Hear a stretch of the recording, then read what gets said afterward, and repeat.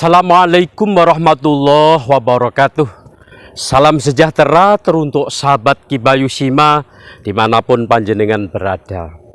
Kali ini yang akan kita bahas adalah sebuah fenomena yang lagi ngetren di masyarakat, yang lagi viral di masyarakat terkait dengan sebuah misteri ketuk pintu. Ketuk pintu. Nah, ini sengaja Ki Bayu membawa dua akik ya, biar tidak terjadi sesuatu. Nah, sahabat Ki Bayu Sima, dimanapun panjenengan berada, di masyarakat sekarang lagi dilanda ketakutan. Sebuah wabah yang tidak kunjung usai ya, yakni virus corona semenjak akhir 2019 sampai sekarang masih belum ada titik terangnya.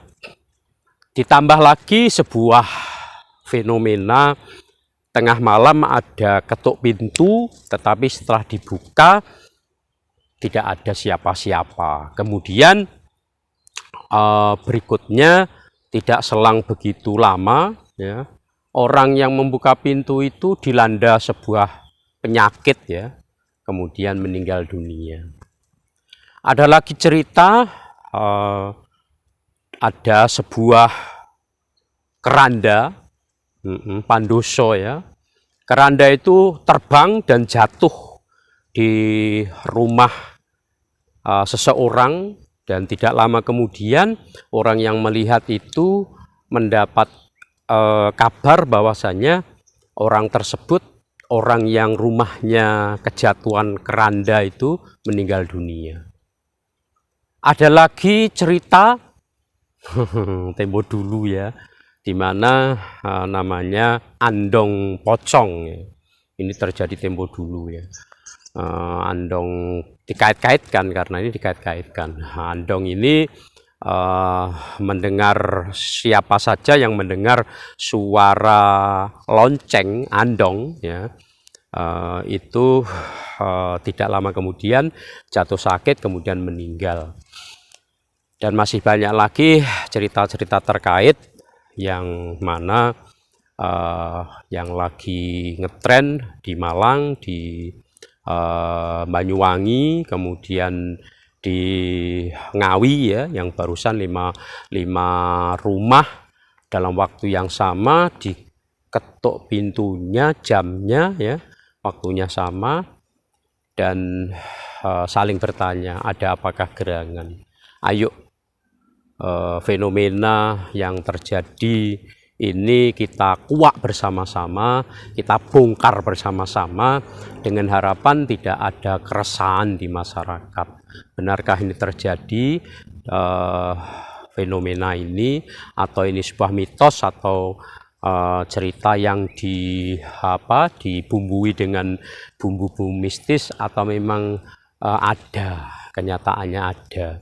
Kita tilik nanti dari berbagai sumber ya, dari Al-Quran tentunya, dari hadis, dari pendapat para pakar ya, para ahli yang membidangi bidang ini ya. Bidang ini seorang profesor juga, kemudian cerita turun-temurun, kemudian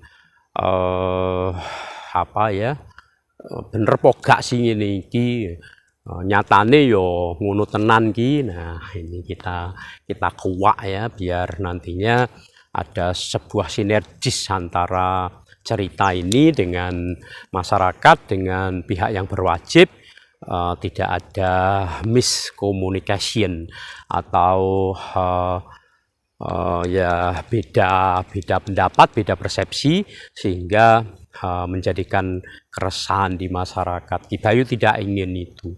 Maka Ki Bayu berusaha untuk mencari referensi, bertanya ke sana kemari terkait dengan fenomena ini. Nah, untuk itu yuk bersama-sama kita lacak, kita bongkar, kita temukan titik terangnya, sehingga kita semua akan lebih nyaman, bahagia, sejahtera menghadapi kehidupan yang semakin pelik ini. Tetap semangat bersama kita semuanya. Nah sahabat, di dalam Al-Quran surat An-Nisa ayat 118 dan 119, la'anallah wa qala la takhidanna min ibadika nasibam mafruḍa. Setan berkata selalu dan selalu akan menyengsarakan manusia. Ini gambaran yang sering dimunculkan bahwasannya hantu, setan, demit, gendruwo, wajahnya menyeramkan dengan mata merah berdarah, pocong, gambaran manusia yang telah dikebumikan dan bangkit kembali, menakut-nakuti semua kita, vampir yang hidup kembali menuntut balas, tidak pernah mati walau dengan cara apapun. Sahabat Kibayusima dimanapun panjenengan berada, pada masa baginda Nabi pernah muncul setan menggoda ketika beliau menjalankan sholat, tetapi oleh baginda Nabi setan itu dicengkeram, kemudian mengecil dan mengecil yang akhirnya kalah. Dalam ilmu antropologi, Dr. Gunawan, Universitas Negeri Semarang menyampaikan bahwasannya dalam cerita-cerita terkait dengan hantu itu adalah mitos adanya. Pada akhir-akhir ini di wilayah Malang, Banyuwangi, Malaysia, di Ngawi terjadi sebuah fenomena hantu pengetuk pintu. Ini pintu yang tengah malam diketuk, semuanya terlelap. Ketika dibuka maka tidak ada. Jam menunjukkan pukul 1:14 malam hari. Terjadi huru-hara. Ada lagi sebuah keranda yang terbang, diketahui oleh seseorang yang bernama Bapak Solihin.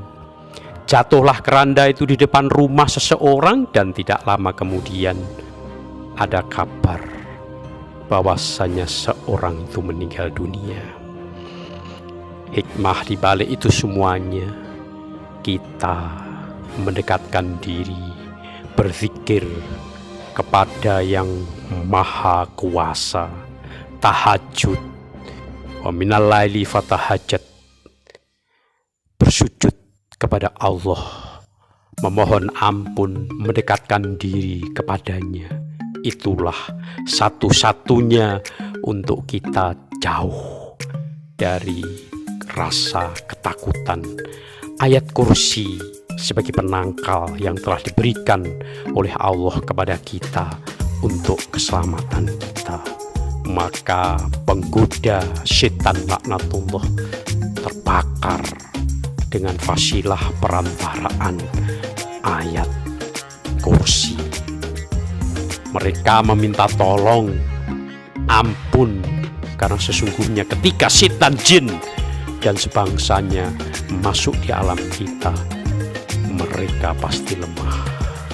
Barang siapa yang terus mendekatkan diri pada Allah Subhanahu wa Ta'ala, pada Tuhan semesta alam, maka akan selamat adanya, terlindung dari fitnah.